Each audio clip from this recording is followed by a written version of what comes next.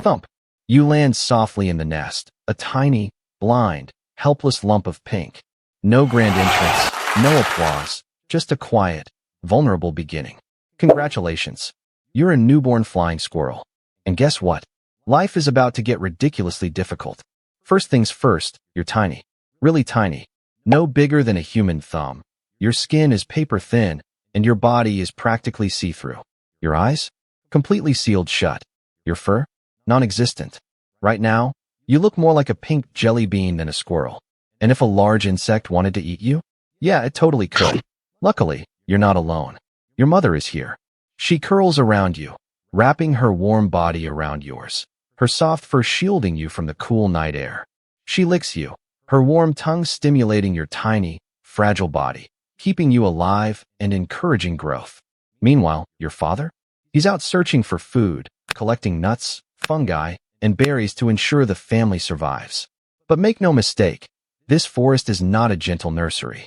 It's a war zone, and predators lurk everywhere. Owls, hawks, snakes, foxes, all of them would love to make a meal out of you. Your mother knows this. That's why she's constantly alert, ears twitching at every little rustle in the leaves. Days of darkness. The first few weeks of your life are spent in total darkness. Your eyes remain sealed shut for about 2 weeks, leaving you dependent on your mother for everything. But something is changing. After 12 days, a soft fuzz begins to cover your body. You no longer look like a weird pink raisin. You're starting to resemble an actual squirrel. By day 15, your eyes open for the first time. And wow, the world is huge. You blink at the towering walls of your tree hollow, the rough texture of the bark beneath your tiny feet, the shifting shadows of the leaves outside. Your home is about 9 meters above the forest floor, which, for a creature that can barely stand, feels like a terrifying drop. But here's the thing, you were born for this height. Because one day, you won't just be climbing down. You'll be flying. The birth of a glider. Okay, maybe not flying, but something close. You're a flying squirrel, and that means you're equipped with one of nature's coolest superpowers, gliding. Your secret weapon? The patagium, a thin membrane of skin stretching between your front and back legs. Right now, it's just a floppy piece of extra skin, but soon, it will turn you into a miniature acrobat, capable of soaring through the treetops. But before you even think about gliding, you have to master something much simpler. Climbing. It's harder than it looks. The bark is rough and uneven. Your tiny claws are sharp, but not strong. Every time you try to climb, you slip. But your instincts push you forward. Your claws begin to grip the bark better than Velcro.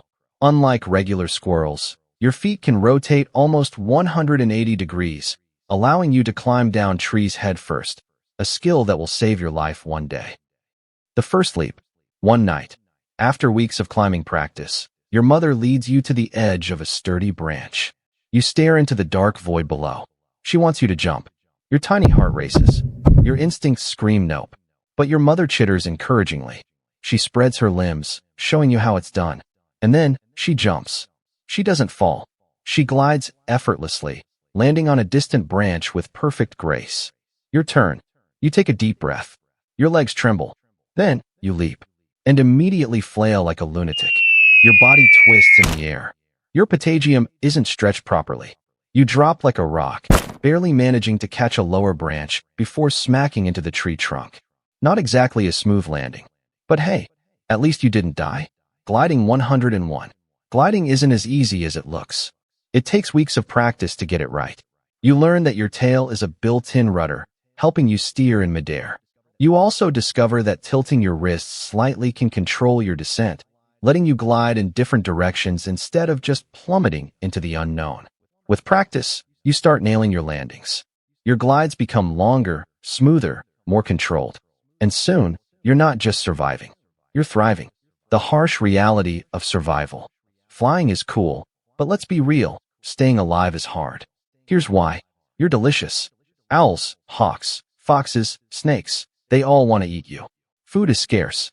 Nuts, berries, and insects keep you going, but winter is brutal. You don't hibernate. Unlike other squirrels, you have to be active all year round. This means you must stockpile food like a maniac. You stash nuts and seeds in tree hollows, stuffing them away for the freezing months ahead. And when the cold gets unbearable, Your body has a secret weapon, torpor. Torpor is a temporary hibernation mode where your metabolism slows down, conserving energy when food is scarce. You don't move much, your heart rate drops, and your body temperature lowers just enough to keep you from starving. It's not sleep, it's survival. Friendships, rivalries, and loss. By now, you're a full-grown flying squirrel. 300 grams of pure agility. You're also social. Unlike some other squirrels, you actually enjoy company. One day, you find a perfect tree hollow, only to realize it's already occupied. You stare at the resident squirrel. He stares back. His name? Frank.